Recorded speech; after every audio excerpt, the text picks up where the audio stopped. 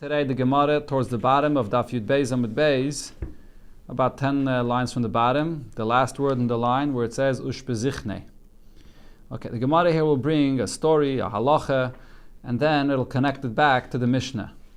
In the Mishnah, it said, Eine Zakai B'Haramasa, that you're not allowed to take the truma from your produce on Yontif, which is unlike when it comes to taking challah from your dough or taking the parts of the animal from after the shechita that have to also be given to a kohen.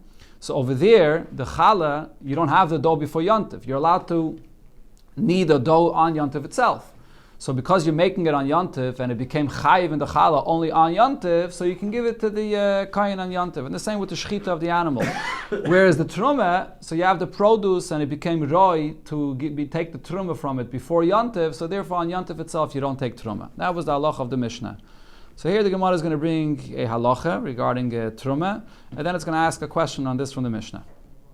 Ushbezichne de Rave bar Rav Chanan, the guest of Rave bar Rav Chanan, Havele Asur Yasa de Chardela. He had a bundle of mustard, stalks of mustard. Amalei, so he asked Rave bar Rav Chanan, Ma'u lefruchi umeichel minai b'yontif. Am I allowed to break it open to take out the mustard seeds on Yontif to eat from it? So Rashi explains what's the basis of his question. There's a malacha called dosh, threshing. Threshing is when you separate the kernels from the peels, from the chaff. So that's one of the lamates malachas. This, to break out and take the seeds out, is a toilda of dosh. So the question is, do I say because it's for the purpose of eating, so just like you're allowed to cook on Yontif, you're allowed to shecht on Yontif, this should be allowed as well? Or maybe not. And as Rashi says, since this is something that could have been done from before Yontif, so therefore you're not allowed to do it on Yontif. That was his question. So Rav bar Rav Chana did not have the answer. So they came to Rave, or others Agoris, they came to Rabbe. And Amalei, he answered them as follows. Moilelin melilois, you're allowed to roll the ears of grain. You roll it in your hands to take out the kernels. Mefarchen kitnias, and you're also allowed to break out and take out the kitnias, beans that grow inside these pods or inside. You're allowed to break it and take it out. B'yontif on Yontif, you're allowed to do it on Yontif. Right, so it's being done, as Rashi says, the point is, you're doing it by hand, not in the normal way that it's usually done. So this is what's called dosh kila'acha yad. So even though so dosh kila'acha yad is not asam in Atayra, it's only asam in the Rabbanon. So since it's only asam in the Rabbanon, so for the purpose of Eichel Nefesh and for Yontif, they allowed you to do this. So Abaye asked the question, it says in the Beitza, Hamaylo mililois me'erev Shabbos, someone that rolled the ears of grain from before Shabbos, so now he has the kernels, but they're still mixed together with the chaff. So Lamacha, the next day, menapeach miyad liyad. So what he does is, if he wants to separate all the peels from the kernels, so he can blow it from one end to another, and that's how you can eat it. In other words, it has to be done. This is Beitza, right? He's selecting, he's taking out the good from the bad. So it has to be done in a way that it's allowed. You can't do it in the regular way that you take out the psailas, you take out the peels or the chaff, and then you have the oichel. But rather, you just blow it, you take it from one hand to another, and then, like that, you can eat it. So in this way, it's allowed. And then the Beitza continues. Afile bekinoi, afile betamchoi. Sorry, I missed a line. Let me go back up a line. You cannot use this kind of a funnel where you place it in an opening which is narrow and there's a big opening on the other side, and the peels remain on the top and the kernels fall down on the bottom. So this is a utensil that's used for this Beitza. And v'loy betamchoi, which is a large plate where you place it inside and you shake the plate and the kernels come on one side. So you're not allowed to use any of these utensils to do the Beitza. It has to be done by hand. However, if someone rolled these kernels from before Yontif, so here we're talking about Yontif, not Shabbos, so on Yontif it's different. So Lamachar, on Yontif itself, menapech al yad, so you can either blow it in your hands to take out the psailes, and you can eat it, and here on Yontif, afilu bekinun v'afilu betamchoy. You can use even this funnel or this large plate to select what you want. Avoloi betavla, but you can't use a large board. Voloi benafa, voloi bekvara, and not a nafa and a kvara, which are various types of sieves that are used. For that, this can't be used. Why not? So Rashi explains that the tavla and the nafa and the kvara are usually used when you have a much larger amount. So you're only allowed to select what you need for Yontif itself, but you're not allowed to do the Beirer for after Yontif, for more amount for after Yontif. So therefore you're not allowed to use these utensils that make much more, that you're going to select much more with them. Okay, so the main focus of this Beitza is to explain the difference in the Beirer on Shabbos and the Beirer on Yontif. That on Yontif, there's more of a heter of Beirer to even use a kinun and a tamchoy, to use this funnel and this plate. But what we see in this Beitza is me'erev Yontif in, b'Yontif loy. When the Beitza spoke about meilol melilois, that someone is rolling the kernels in his hands to take off the peels, so both regarding Shabbos it said that he rolled it from before Shabbos, and by Yontif it also said that he rolled it from before Yontif. So this is a question on Rava or Rabbe that said that you could roll it on Yontif itself. So the Gemara answers, Afilateme b'Yontif. I could even tell you that it's on Yontif, that really he rolled it on Yontif itself. Now why does it say in the Beitza that he rolled it from before Yontif? V'aydi d'tana reisha me'erev Shabbos. It's because in the Reisha it mentions Erev Shabbos, because over there regarding Shabbos you for sure can't roll it on Shabbos itself, because there's no heter of Eichel Nefesh, Shatana Sefer Nami Erev Yontif. So by the Sefer it also says Erev Yontif. But that wasn't the main focus of the Beitza. The Meilul Melilois was not the main focus of the Beitza. So therefore it says regarding Yontif the same lashon that it says regarding Shabbos. But the main focus of the Beitza was regarding the halacha of Beirer, that on Yontif you could be Beirer with a kinun and a tamchoy. Okay, now after all of this, the Gemara comes back to ask a question on our Mishnah regarding separating Truma on Yontif itself. So, the what again? Yeah, that's what it's mashma here. B'kinun and b'tamchoy. We're going to see more about the malacha of Beirer being done on Yontif. It's actually not so pashut. It's complicated. But here you have one detail about this. So the Gemara, but now imkain matzinu Truma shezakai ba'aramasa. Doesn't it come out that we have over here a situation where it only became fit to take truma of it on Yontif itself? Before this, there is no truma b'chlal. Right? What's the halacha of truma? This is a fundamental point for the whole continuation of the Gemara. The grains are only chayiv in truma once there's gemar malacha.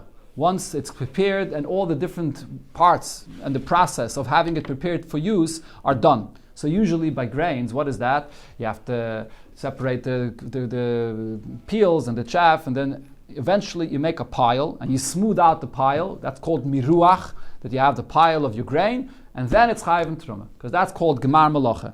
Let's learn that from a pasuk. The Torah calls the Gemara doesn't bring the pasuk, but maybe Rashi brings it here somewhere later. Dogon. The Torah says the chiyuv of truma is to be taken from dogon. Dogon means when the grains are ready, prepared, gemar malacha. Before that, there's no mitzvah of truma.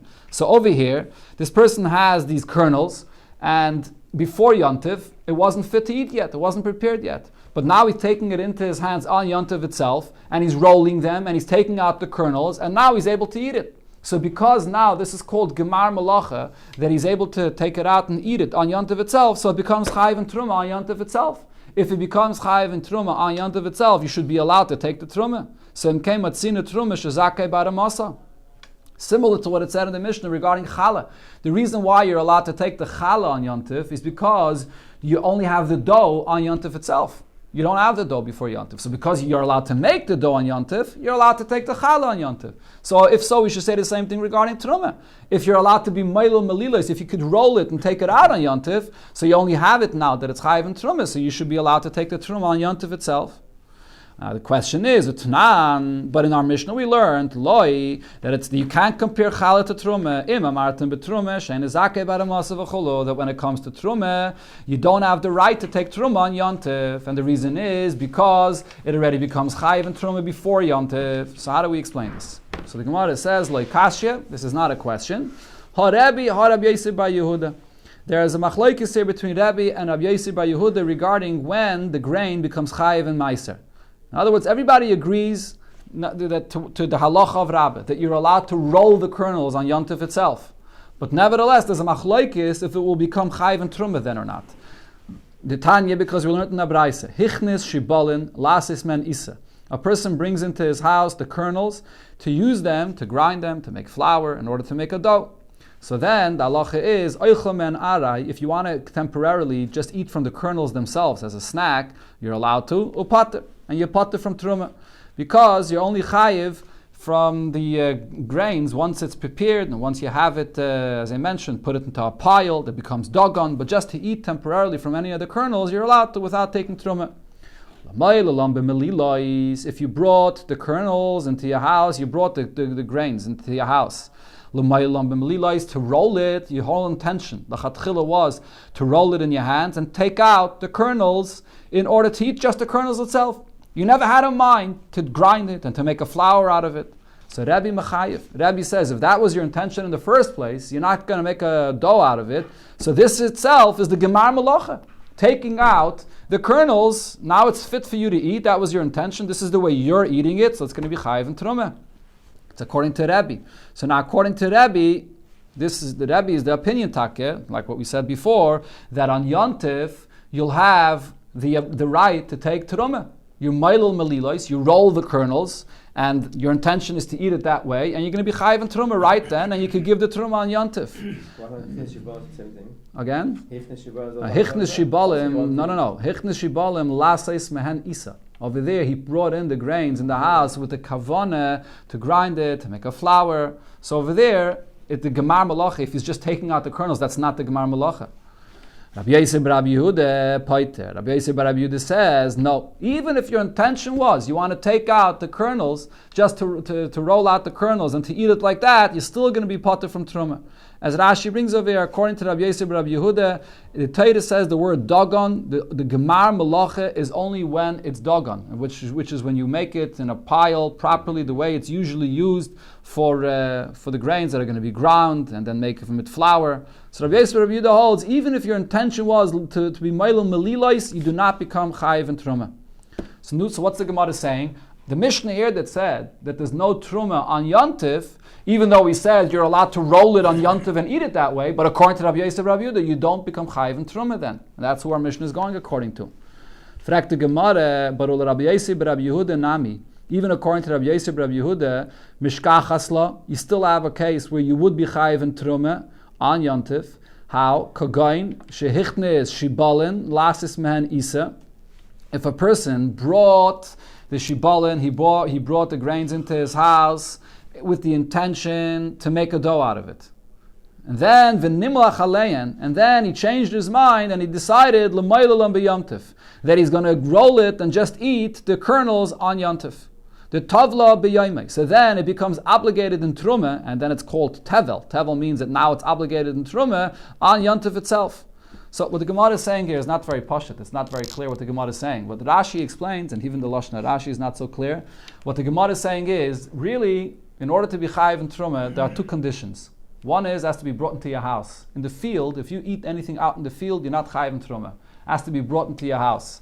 And what you bring it into your house for, that creates a status of this grains that it should become chayiv and truma. You bring it into your house in order to eat it, and over here, according to Rabbi Yosef, Rabbi Yehuda, you bring it into your house for the purpose to grind it and to make a dough out of it. That itself is really the beginning to create the status that this is something that's going to be chayiv and truma. So therefore, the Gemara is saying, according to Rabbi Yosef, Rabbi Yehuda, even if he changed his mind afterwards and decided to use it just to roll the kernels out of it, to eat it that way without grinding it and without making a dough out of it, Rabbi Yosef, Rabbi Yehuda would agree that you become chayiv and truma. Because if you brought it into your house l'chatchila for the purpose to make a dough out of it, so then, even if in the end you don't end up using it for that purpose, you use it for something else, but the fact is that you're using it, you're eating what was brought in for the purpose to make dough out of it, it's going to become chayiv and truma. So therefore we see that even according to Rabbi Yosef and Rabbi Yehuda, it is possible that on Yontif itself, you bring it into your house and it becomes chayiv and truma. So the question is, how could we say that on Yontif there is no truma? If, according to Rabbah, you're allowed to be meilul melilos, you're allowed to roll these kernels on Yontif, and there's no issue of dosh, if you can do this on Yontif, so you can have the chi of truma on Yontif. So the Gemara answers and says, you're right, and therefore the Gemara says, elamai truma, when the Mishnah said that there's no truma on Yontif, roiv truma. In most cases, there's no truma on yontif. But in this situation, where you brought it in lechatchila to make a dough out of it, and then you change your mind, there is a possibility that there should be a chi of truma that starts on yontif, and you could take the truma on yontif. So, okay, now the Gemara goes back here to explain this machlekes itself. We had here a machlekes between Rabbi and Rabbi Yossi and Rabbi Yehuda regarding the stalks of the grains. If a person decides that he's going to be meila melilis, he just wants to eat the kernels, he wants to take out the kernels and eat it like a snack that way. Is it chayiv and trum or not? So Amar Abaye says Abaye machlekes regarding what is this machlekes b'shibolin, regarding grains.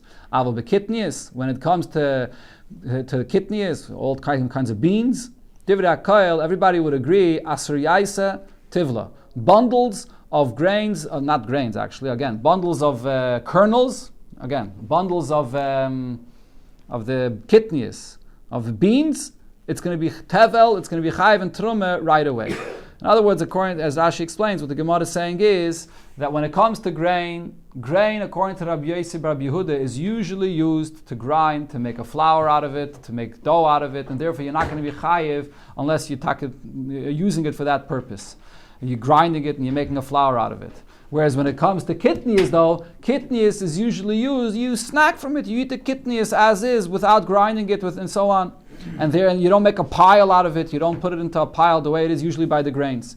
So therefore, when you get to the kitnius, the bundle of kitnius itself is chayiv and truma. You bring it into your house that way, it's right away chayiv and truma.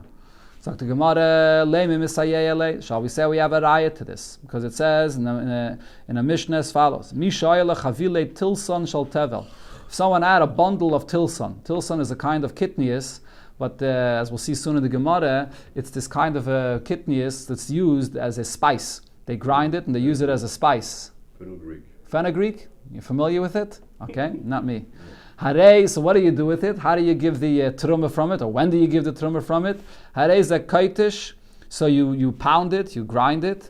Umachashiv, and then you estimate how much you have here. Kama zera yesh behem, how much seeds you have here. Umafrish ala zera, and you give the truma from the zera, from the seeds.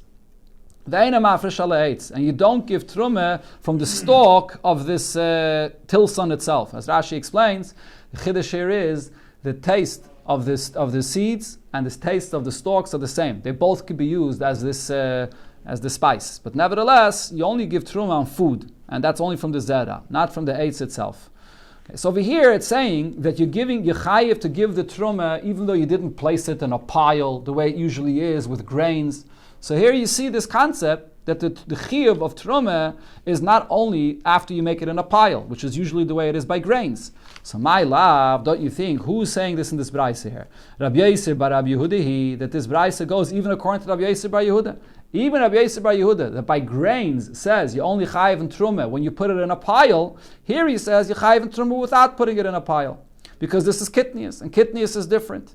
The Amar, and he said, Hasam le'tovla. By grains, he says, it does not become obligated in truma until you put it in a pile. But hacha, since this is kitnius, tavla, it becomes obligated in truma even without putting it in a pile. So the Gemara says, no, how do you know that? Who says this is Rabbi Yossi bar Yehuda? Loi Rabbi, maybe this is the opinion of Rabbi, that even by grain says that you chayiv in truma if you just meilul melilos, you roll and take out the kernels even without putting it in a pile. But if this is Rabbi, my area tilson. Why is this Mishnah speaking specifically about this tilson? Afilu shibalin nami. Rabbi holds even by any shibalin, even by any grains, you chayiv in truma without putting it in a pile. You chayiv in truma just by taking out one kernel at a time as well. Elamai, so the Gemara says, so what are you going to tell me? Rabbi Yossi bar Yehuda. This is Rabbi Yossi bar Rabbi Yehuda. So if so, I have another question for you. Lishmina shar mine kitnius. Why does this Mishnah choose to speak specifically about this tilson, which is used as a spice? Let it speak about all kinds of kitnius. Why dafka this tilson over here? And Rashi explains that that tilson is used very little at a time. You take very little of it at a time as a spice, to spice a pot, right, to food. Mashenkin kitnius is used much more at a time. So let it tell me this halacha regarding all other kitnius. That not only regarding this tilson that you use very little at a time, that it becomes truma, chayiv and truma, because that's how it's used, very little at a time. But if it's true what you're saying, so let it say so regarding all kitnius. The kol shekain tilson, and definitely tilson will be chayiv and truma when you're using a little at a time, because that's what it is. It's a spice. Elo, so therefore the answer is you can't bring any raya from this Mishnah, because tilson itzrichalei. This Mishnah wants to teach a specific halacha regarding this tilson, and what is that? So kedai tachamine, I would think to say, hoyil v'tam eitza yupiri yishave, since this tilson is a unique kind of thing, that the taste of the stalk and the taste of the seed is the same. So lifresh nami I would think that you have to give truma from the stalk as well. Kamashmalon, that's the right. This brayse, this Mishnah is teaching me that you don't give the truma from the stalk. You only give it from the zera, from the seed. So this Mishnah cannot be brought a raya to this halacha that we said before, that by kitnius it doesn't have to be dogon. It's not Rebbe. It's not nothing to do with this machlokes of Rebbe and Rabbi Yosef Rabbi Yehuda. It's a different chiddush altogether. When you get to the fact that you don't give the truma from the stalk, even though it has the same taste as the seed. Iked there are others that said in the name of Abaye the exact opposite. Amar Abaye, that Abaye said, machlokes, the machlokes between Rabbi and Rabbi Yosef and Rabbi Yehuda, whether you chayiv to give the truma, even if you didn't make it as a pile, b'shibolin. That machlokes is regarding grains. Aval b'kitnius, when it comes to kitnius, divrei akoil, everybody would agree, asur yaisa loitovla, that when you have bundles of kitnius, of beans, it does not become chayiv and truma when it's in a bundle. Yeah, it's only chayiv and truma when you put it in a pile. So Rashi says that according to this version, dafke by kitnius, the derech actually is to make it in a pile, and only after you make it in a pile, then you take from it and you eat from it, so therefore you're not going to be chayiv and truma until you put it in a pile. Taisus points out that this is a very unusual thing in the Gemara, that you have two gerses of one of what Abaye said, and one is mamish the opposite of the other. Before we said that dafke by kitnius, people eat it without putting it in a pile, and everybody agrees to that. Now we're saying the exact opposite. That no, dafke kitnius, everybody puts it in a pile. So meisvei, and this the question was asked, but we have here this mission that we quoted before, Mishayel lechavila tilson shel tevel, you have this bundle of tilson that's tevel, harezek kaitish, so you pound it, and then machashiv, you estimate, kamazera yeshben, how many seeds you have here, or mafresh alazera, and you take the truma. You don't take the truma from the stalk, you take the truma from the seeds. So here it says that you take the truma of this bundle of tilson, even if it wasn't put in a pile yet. So my love, tevel, tovel, shel truma. Don't you think, what is this Mishnah speaking about? It's saying that it's tevel. Tevel means it's obligated to take truma of it. You have to take the regular truma that you take. So here you see that when it comes to a bundle of kitnius, you take truma even before it's put into a pile. So the Gemara says, no, that's not the pshana that Mishnah. Loi tevel tovel shel trumas meiser. This is talking about something else. It's not talking about regular truma. It's talking about trumas meiser. What's trumas meiser? After a Levi gets his meiser rishon, he has to take off 1/10 of that and give it to the kohen. That's called trumas meiser. And over here, when it's saying that you give the trumas, that you give the truma even before it was a gemar malacha, even before it was put into a pile, it's talking about trumas meiser. Truma you would only give if it was put into a pile. Trumas meiser, a Levi has to give even before it was put into a pile. As the Gemara brings here. Meiser Rishain, she'ekdimei b'shibolin. Meiser Rishain that a Levi got before the truma was taken from it, when there was still the kernels of the kernels. And really, what comes first? You're supposed to take first the truma, and only afterwards comes the meiser. There's a seder, and not only is there a seder, but Rashi here brings that if you take the meiser first, you're being over on a lav. You're supposed to allow the kohen to first get his truma, and then the Levi comes and takes his meiser. If the Levi takes his meiser first, the kohen is going to end up getting less truma, because now you're separating the truma from less percent.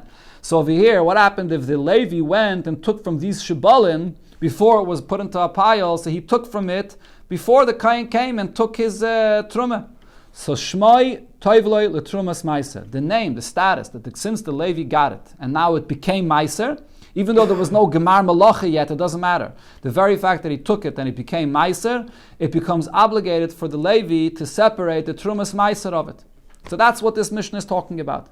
Fragt the Gemara, but if the Mishnah is talking about the Trumas Meiser, not the regular Truma, Kaitish Lomeli. So why did it say that you should pound it and then you give the Truma?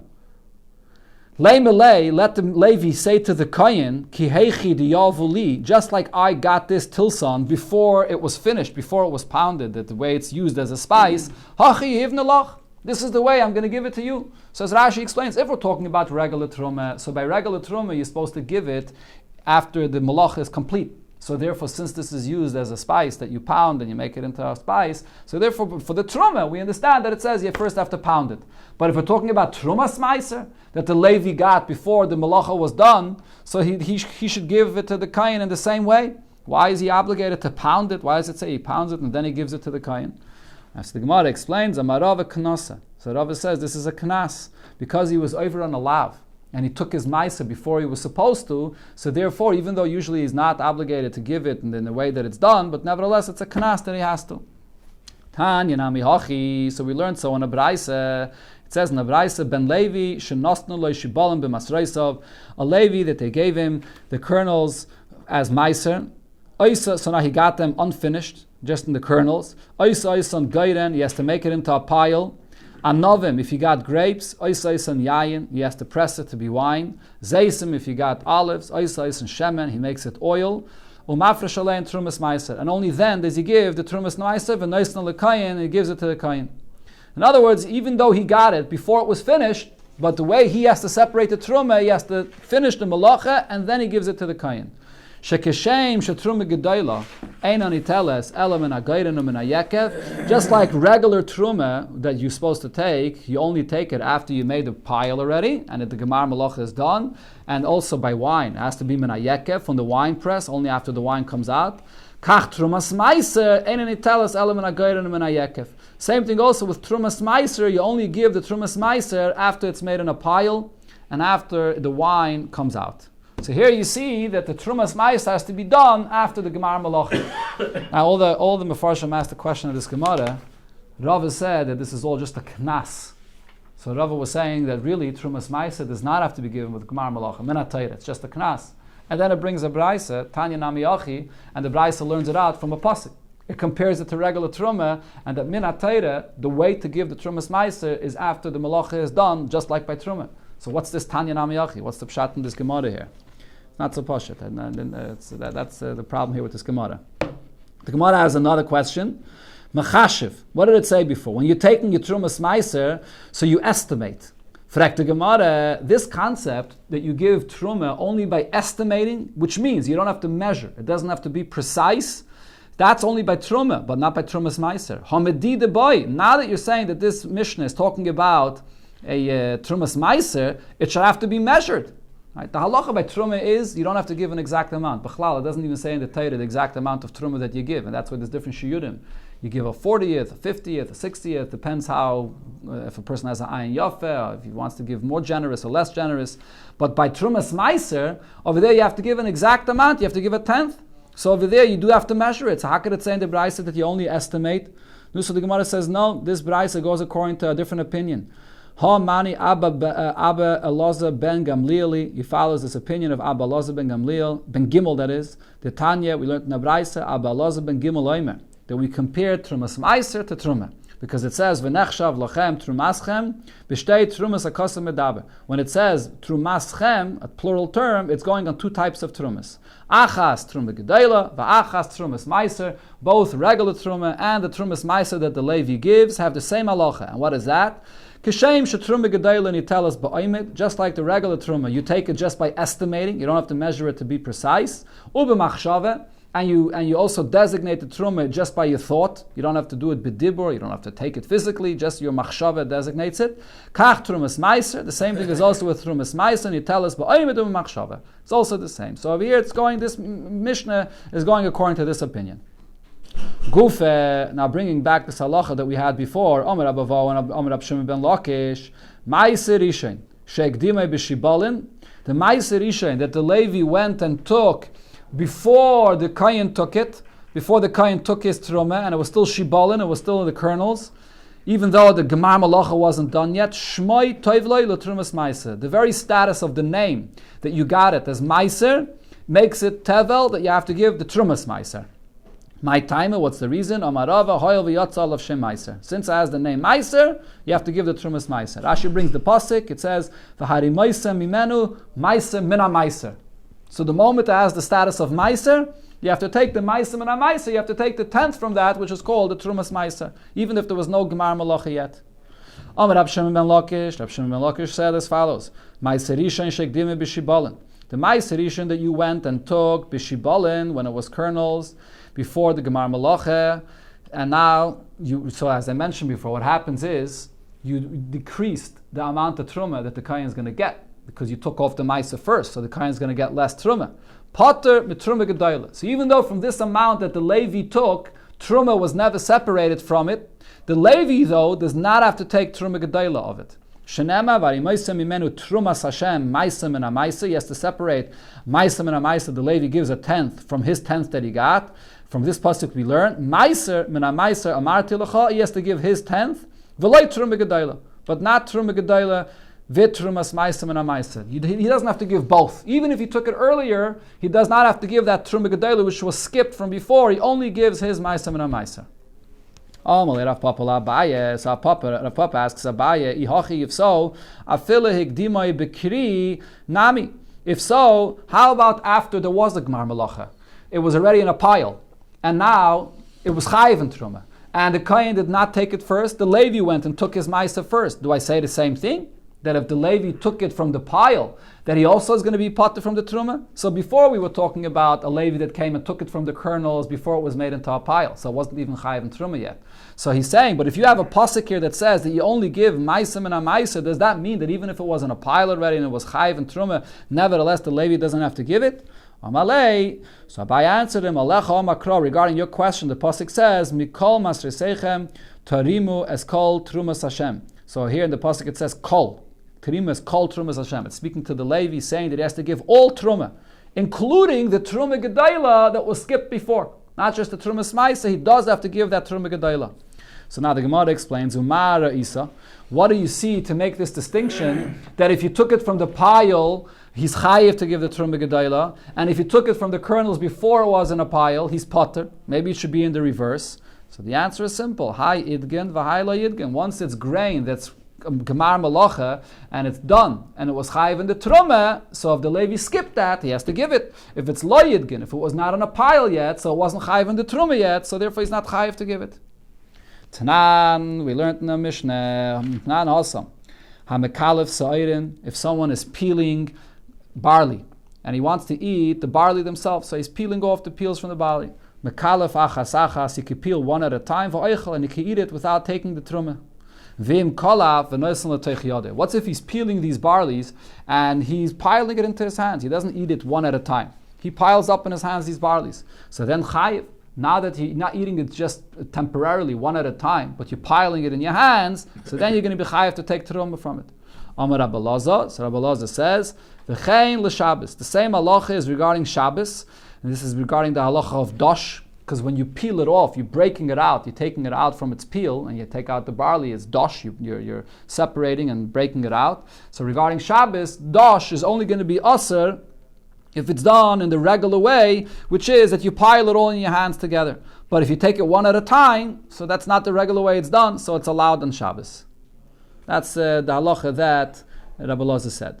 Fragt the Gemara, Eini, is this true? But we find that V'harav mekalfale debisu kasi kasi. Rav, his wife, would peel for him the barleys, and she would fill up cups of it. So even if it wasn't one at a time, she would do this on Shabbos. V'Rabchia mekalfale debisu kasi kasi. Rabchia also, his wife, would peel for him the barleys and fill up cups for this at a time, and there was no issue of dosh. So we see that there is no issue of this on Shabbos. If it's done by hand, it's considered to be a shinui. Usually you don't do it by hand. And therefore she used to do it on Shabbos and it's allowed.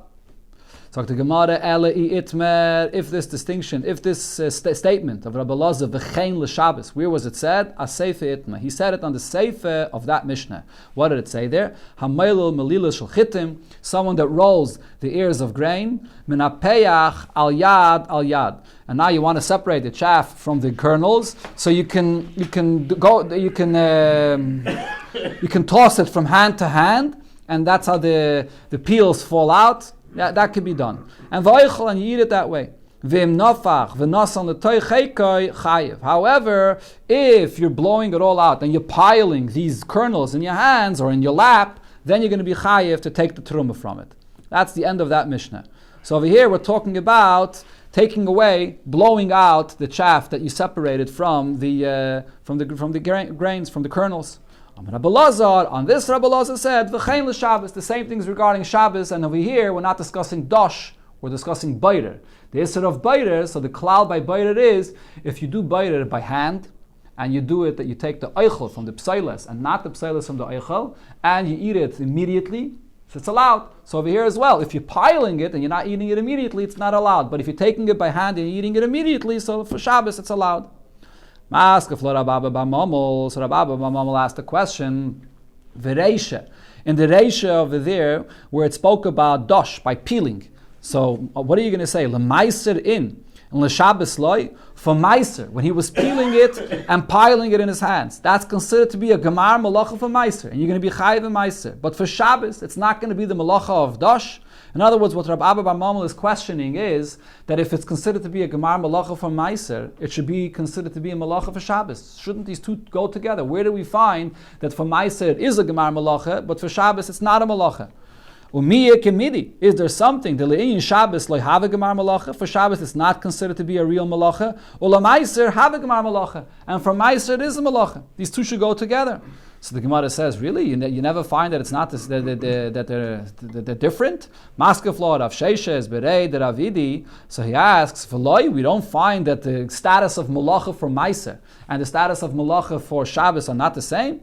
V'hagarnon lemeiser, when it comes to creating the pile, in other words, the gemar malacha for meiser, and there's a difference between Shabbos and for meiser. The Tanan, so in the Mishnah we learned, Eizehu garnon lemeiser, what is considered to be the garnon. Garnon literally means when you pile it on the threshing floor, but it refers to the gemar malacha. What's considered to be the gemar malacha that you chayiv in meiser? So, for every single produce, it's different. It's not the same. Every produce, whatever the gemar malacha is for that produce. Sahakishuin, cucumbers, adluin, pumpkins, mishayivkesu. When the little blossom, the little flower that's on it falls off, then it's ready to go ahead and eat. That's the gemar malacha. V'shaloi paksu, the ones that the flower did not fall off, mishayama darema, when he makes a pile. When he makes a pile, that's considered to be the gemar malacha for meiser. We learned also regarding onions. Mishayamed arema, when you make a pile of this in your house, that's considered to be the gemar malacha. V'ilu gabe Shabbos, but when it comes to Shabbos, hamadas arema, potter. If you make a pile of onions or you make a pile of cucumbers on Shabbos inside your house, you're going to be potter. It's not a malacha. This is an interesting thing. So Rashi, if it's mashpah from Rashi, that the pshat of the Gemara is, even though there is a malacha that's called ma'amer, you're not allowed to gather your grain in the field on Shabbos, but Rashi says that's only outdoors. In your field, when you gather the grains in the place where they grow, and then there you gather them, that's the malacha of ma'amer. Here we're talking about indoors in your house. If a person has a bunch of cucumbers that are spread out on the table, and he just gathers the cucumbers together, that's not the malacha of ma'amer. Even though for meiser, when you pile it up, even inside your house, that is a gemar malacha. So I see here that the malacha for Shabbos and the malacha for meiser is not the same. And the Gemara explains, Elamayas lachal meima, what's the answer? Meleches, machsheves, osre teira. When it comes to Shabbos, the teira asers a certain professional kind of work, which in this case is only out into the field.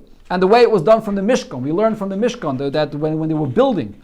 So therefore, you can't compare the peeling of the kernels, we were speaking about before, peeling the barley for the meiser and the peeling the barley for Shabbos. It's not the same thing b'chlal. Okay, let's just finish off till the Mishnah. The Gemara now goes back to the halacha that we began with the Gemara today. So in the beginning of the Gemara, Rabbi said that you're allowed to be meilul melilos. You're allowed to roll the kernels in your hands and eat it on Shabbos. That's with a shinui. It's not done the regular way. So that's allowed. So the Gemara says, Keitzad meilul, how could this be done? So Rashi says it has to be done with a shinui, otherwise it's uvdin d'chayil. Otherwise you're not allowed to do it the way you do it during the week. So the Gemara gives a few different options. Abai mishmei Rav Yosef ama choda choda. You take one finger on one finger and you roll it that way. One finger on one finger. That's the shinui. Instead of rolling it in your hand like this. V'Rav Ivya mishmei Rav Yosef ama choda tarti. One finger with two fingers. Rava says kivin de mishani. As long as you're making a shinui, afilu choda kulu nami. Even if you do one on all fingers, it's good. In other words, usually the way they roll it is in the palms of their hands. That's over here. As long as you're doing it in the tips of your fingers, even if you're using all fingers, it's okay. That's considered to be a shinui. Keitzad min hapeyach. We said before that you're allowed to blow away the chaff from the kernels that are there, but how do you blow it? Also, it shouldn't be done the regular way it's done during the week. So you hold it also at the tips of your fingers, from there. That's the way you do the biter, not in the palms of your hand. Machku Allah b'marove in Eretz Yisrael, which is in the west from Bavel. So they laughed on this and they said it's not necessary to do it that way. Kivin the mishani, as long as he's making a shinui, afilu b'kula yadanami. Even if he's holding it in his hands itself, because he's blowing it and it's done with a shinui, so even in your whole hand it's also fine. So you can blow it if it's in one hand, and you can blow with all your koyach. It doesn't have to be dafka in the tip of your fingers.